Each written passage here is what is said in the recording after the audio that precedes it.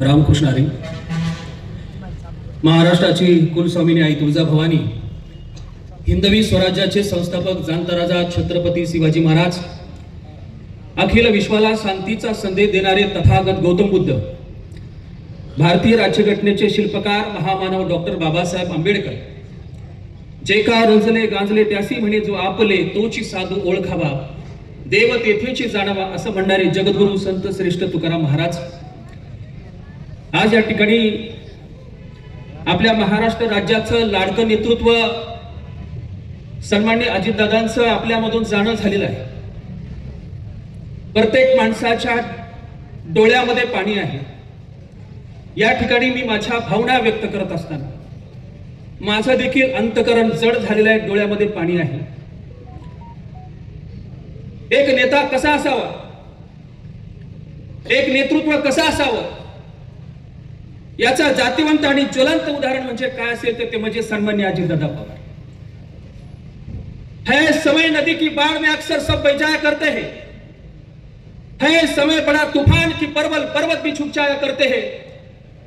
अक्सर दुनिया के लोग समय के चक्कर में धोखा खाया करते हैं, लेकिन कुछ अजितदादा पवार जैसे लोग होते हैं जो नया इतिहास बनाया करते हैं, जो नया इतिहास बनाया करते हैं.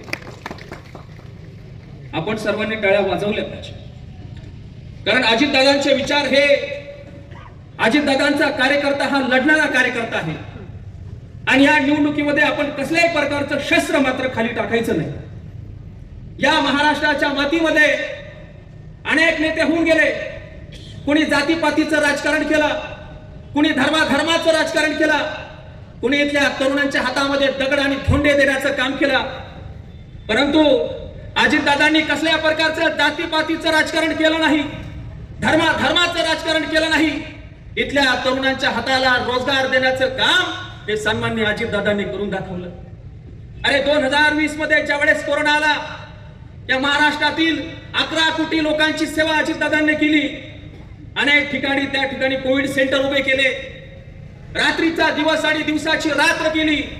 आणि त्यावेळेस अनेक डॉक्टरांनी सांगितलं की दादा तुम्ही तुमच्या स्वतःची काळजी घ्या.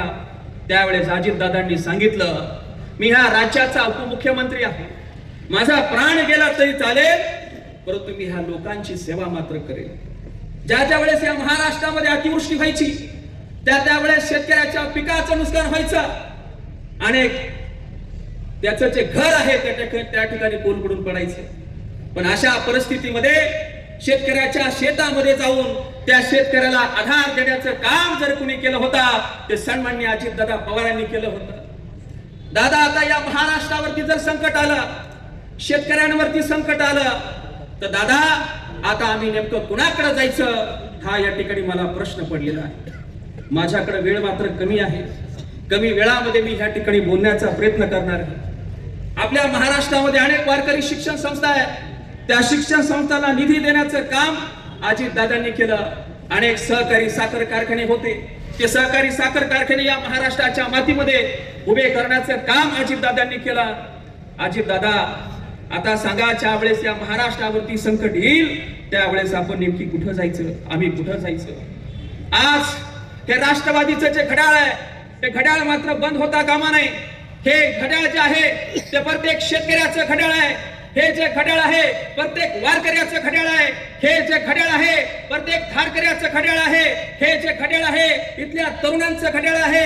हे जे घड्याळ आहे इथल्या प्रत्येक माता भगिनीचं घड्याळ आहे. हे जे घड्याळ आहे इथल्या प्रत्येक वडीलधारी माणसाचं घड्याळ आहे. आणि म्हणून या व्यासपीठाला संबोधित करत असताना सहानुभूतीची लाट नाही, भावनिकतेची लाट नाही, पण कर्तव्याची लाट मात्र उसळली पाहिजे.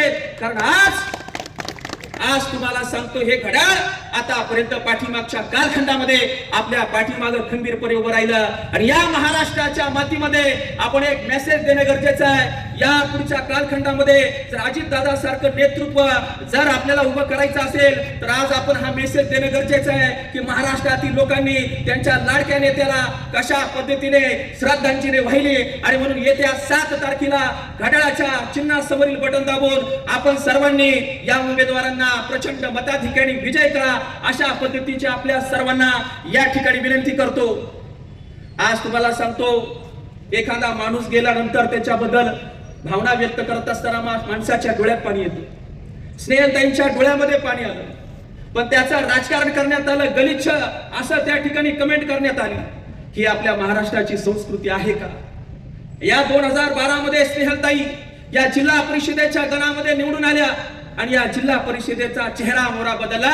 शेतकऱ्याच्या शेतामध्ये पाणी आलं, त्याच्यातून ते कुटुंब चांगल्या प्रकारचा उदरनिर्वाह करत आहे.